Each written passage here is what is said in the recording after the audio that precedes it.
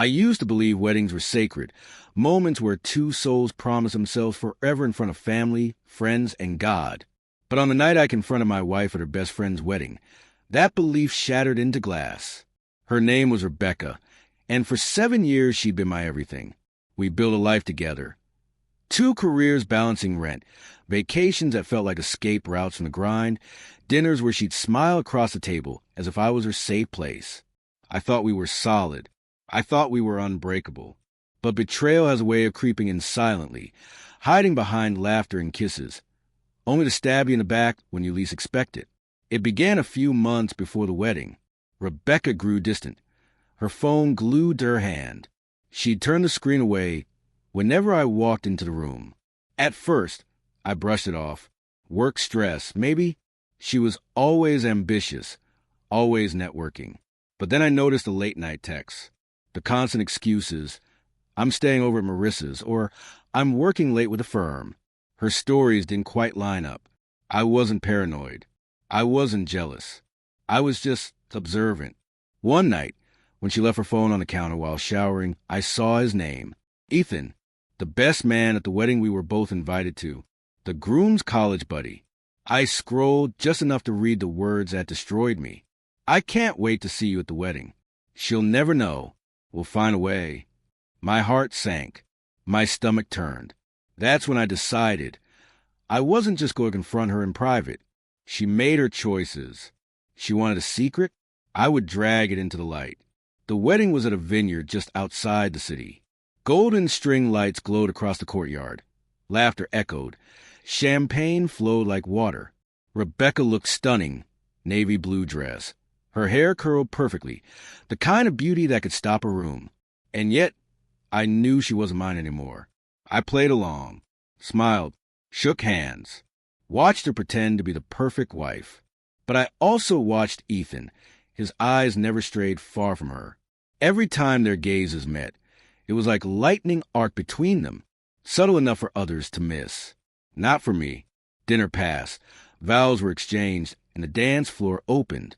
Rebecca excused herself to powder her nose. Minutes later, Ethan followed. I counted to 30, then walked toward the back hall where the restrooms were. That's when I saw them, just outside the side door of the venue. Shadows pressed close together. Her laugh, his whisper, her hand on his chest. That was it. I pushed open the door, so hard it smacked against the wall. Both their heads snapped toward me, eyes wide like deer in headlights. Rebecca's lips parted, caught mid-smile. Ethan looked like he'd seen a ghost. "What the hell are you doing, Rebecca?" I asked, my voice sharp enough to slice through the music echoing faintly from the reception. She stammered. It's not what it looks like." I laughed, a bitter, broken sound. "Oh, really?" "Because it looks exactly like what I've been reading on your phone for months." Gasps came from behind me. Guests had followed. The bride, the groom, Rebecca's parents. A half-circle of stunned faces formed around us. Ethan tried to step forward. "Man, listen." I cut him off. "Don't you dare. You think I don't know about the messages? About the nights she told me she was working late while she was with you?" Rebecca's face went pale. She reached for me, tears forming. "Please, can we talk about this in private?" "In private?" I snapped. "No, Rebecca. You dragged our marriage into the gutter in private. You humiliated me in private. Now you can face it in public." The bride burst into tears. The groom shoved Ethan, shouting, "You ruined my wedding, you son of a—" Chaos unfolded. Guests whispered. Cameras flashed. Some tried to pull us apart. But I wasn't finished. I pulled my phone from my pocket and read aloud the last message she sent him just 2 days earlier. After the wedding, let's figure out how to tell him. I can't keep living this lie. The crowd went silent. Rebecca sobbed, mascara running down her cheeks. "I was going to tell you. I just didn't know how." "You didn't know how?" My chest heaved. "How about this? You look your husband in the eye and tell him you love another man. That's how." The groom dragged Ethan away, nearly throwing him out of the vineyard. Rebecca crumpled to the ground, begging me to listen, but I couldn't stomach another word. I left her there, surrounded by family, friends, and judgmental stares. I walked out into the night air, free for the first time in months. Heartbroken, yes, but finally holding the truth in my hands instead of her lies. Divorce papers came weeks later. She tried to apologize, tried to blame emotional confusion. But by then I was done. She had already buried us. That night at the wedding taught me something brutal. Betrayal thrives in silence. If you don't drag it into the light, it will eat you alive. I gave Rebecca the stage she deserved. Her mask ripped off in front of everyone she cared about. Maybe it was cruel. Maybe it was justice. But one thing's certain, she'll never forget the night I stood up in front of the world and refused to be her fool. The vineyard's night air was thick with whispers and shame. Guests didn't know where to look. Some stared, some turned away, and others pulled out their phones like they couldn't believe they were witnessing real life. I didn't care. For once, I wasn't the quiet husband in the background, smiling politely.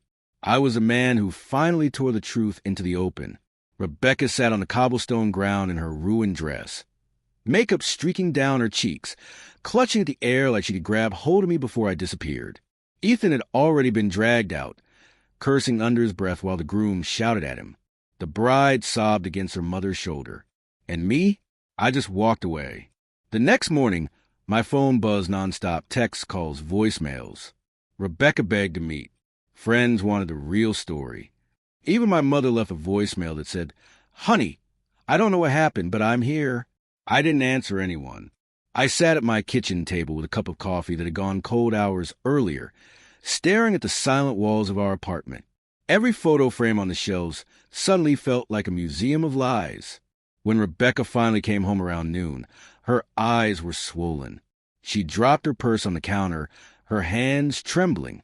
"Please, just let me explain." Explain. I barked, standing so fast the chair screeched against the floor. "You think there's anything left to explain after what you did in front of 100 people?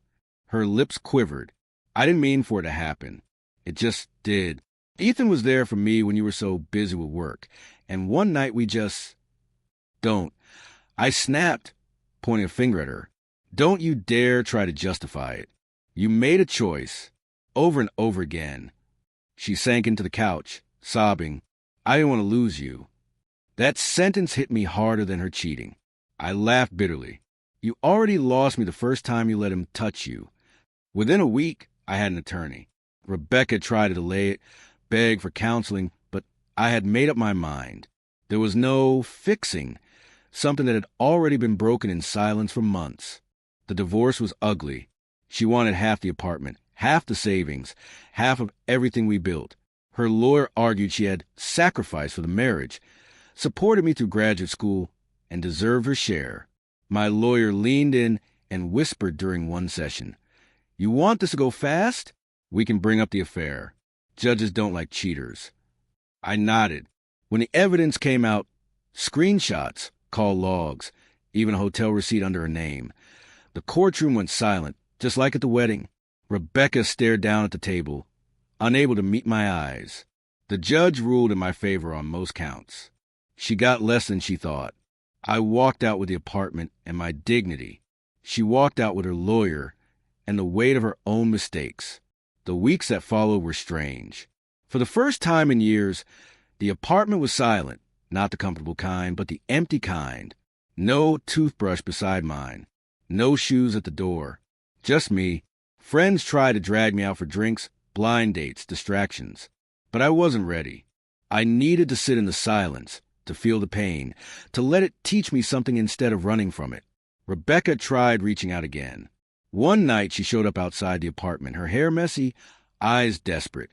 "Please," she begged, clutching my arm. "Can't we start over? I'll do anything." I shook her off. "You should have thought about that before you destroyed us." And I shut the door. It took time, months of grief therapy sessions, long runs where I pounded my anger into the pavement. But eventually, the pain dulled. I learned to live without the constant suspicion, without the weight of betrayal pressing on my chest. One afternoon, years later, I ran into the groom from that wedding. He told me Ethan had moved out of state, jobless and broke. Rebecca? Last he heard, she was still drifting from relationship to relationship, never finding what she thought Ethan would give her. Meanwhile, I had rebuilt a new job, a new home, and eventually a new woman in my life, one who loved me openly, honestly, with no shadows lurking behind her smile. Looking back, I don't regret what I did at that wedding. It wasn't about revenge, it was about truth. Rebecca wanted to live in lies, to dance in secrecy. I forced her to face the reality she was so desperate to avoid, and in doing so, I set myself free.